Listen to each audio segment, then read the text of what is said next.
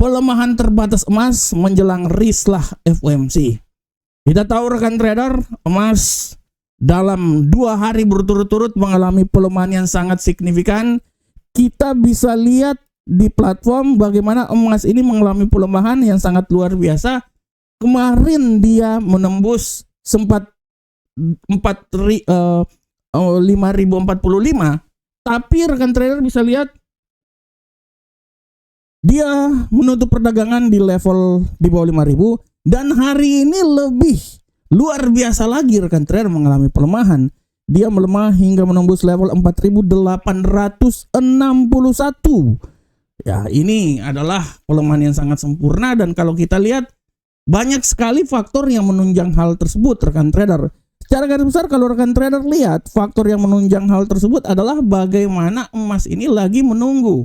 Ya, pertama yang sangat luar biasa dulu adalah bagaimana liburan yang terjadi ya, tahun baru Cina, sehingga membuat perdagangan di Cina sedikit istirahat, sehingga membuat emas agak sedikit goyang di situ. Emas agak sedikit mengalami ya goyang dan sedikit mengalami pelemahan rekan trader, karena kita tahu Cina adalah pengguna emas terbesar di dunia, sehingga apa yang terjadi di Cina, perekonomian di Cina setidaknya sekarang sangat mempengaruhi arah pergerakan emas. Selanjutnya rekan trader, kita lihat bahwa pelemahan yang terjadi pada emas ini tidak bisa dilepas juga dari sesi perdagangan harian di mana sentimen risk on yang terus mengimbangi dovish the Fed. Nah, kita bisa lihat bahwa sentimen risk on ini setidaknya dia sedikit menekan apa yang terjadi pada emas rekan trader. Walaupun kita tahu bahwa emas ini dia sedikit mengalami pertolongan dari sikap dovish. Kita tahu sikap dovish yang ada ini setidaknya kan memberikan emas kekuatan untuk bisa naik lagi ke posisi yang lebih tinggi. Akan tetapi risk on yang terjadi membuat emas ini agak sedikit mengalami pelemahan.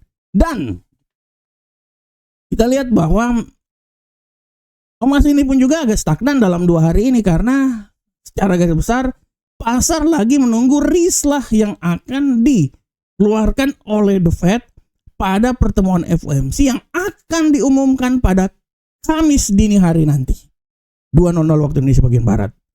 Kita tahu bahwa rislah yang akan dikeluarkan adalah rangkuman dari pertemuan FOMC sebelumnya, sehingga di sini kita bisa lihat arah kebijakan yang telah disimpulkan oleh The Fed untuk ke depan seperti kayak gimana.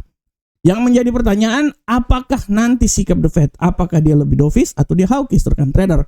Dan kita bisa lihat bahwa pasar sudah mulai memperhatikan hal itu. Pemangkasan tingkat suku bunga secara garis besar diprediksikan oleh pasar akan terjadi seputaran bulan Juli rekan trader. Seputaran bulan Juli, dan akan terjadi 2 kali. Itu prediksi pasar rekan trader. Kalaupun rekan trader lihat di Fed Watch pun juga hari ini 90% masih menyatakan bahwa rapat pertemuan FOMC nanti tanggal 18 Maret nanti dia lebih menahan tingkat suku bunga. Tapi nanti pemangkasan tingkat suku bunga diprediksikan itu terjadi pada bulan Juli. Dan menurut saya itu wajar-wajar saja rekan trader. Kenapa bulan Juli? Karena bulan Juli itu adalah bulan setelah pergantian ketua The Fed. Ketua The Fed bulan Mei udah selesai, Juni, Juli. Dan saya pikir kalau pergantian ketua The Fed dan kemungkinan besar sesuai dengan kesepakatan dan sesuai dengan keinginan Donald Trump, ketua The Fed ini lebih menitik beratkan ke suku bunga yang lebih rendah. Oleh karena itu sangat wajar kalau bulan Juni nanti ya baru pemangkasan tingkat suku bunga. Nah, oleh karena itu betul emas sekarang ini agak sedikit terkoreksi, sangat wajar. Dari awal pun juga minggu lalu saya bilang bahwa emas sedang bertempur di zona 5.000. Sedang bertempur di zona 5.000. Kalaupun dia naik 5.100-an, itu adalah sesuatu yang masuk dalam logika, tapi kemungkinan besar pun juga dia bisa turun, dan itu terjadi rekan trader. Tapi setidaknya turun sekarang pun juga akan menjadi suatu trigger untuk dia mencoba kembali lagi ke level 5.000 atau sampai ke level 5.100-an rekan trader.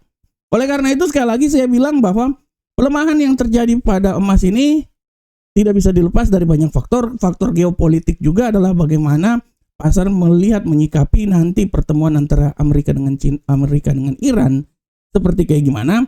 Kalau masih ada ketegangan artinya emas akan naik, tapi kalau semuanya memperoleh win-win solution Artinya emas agak sedikit tertahan. Tapi secara garis besar, emas sangat memperhatikan pertemuan FOMC yang akan dirilis pada Kamis dini hari nanti. Bagaimana sikap FOMC ke depan? Apakah lebih dovish atau sedikit hawkish? Inilah yang akan memberikan arah pergerakan emas ke depan.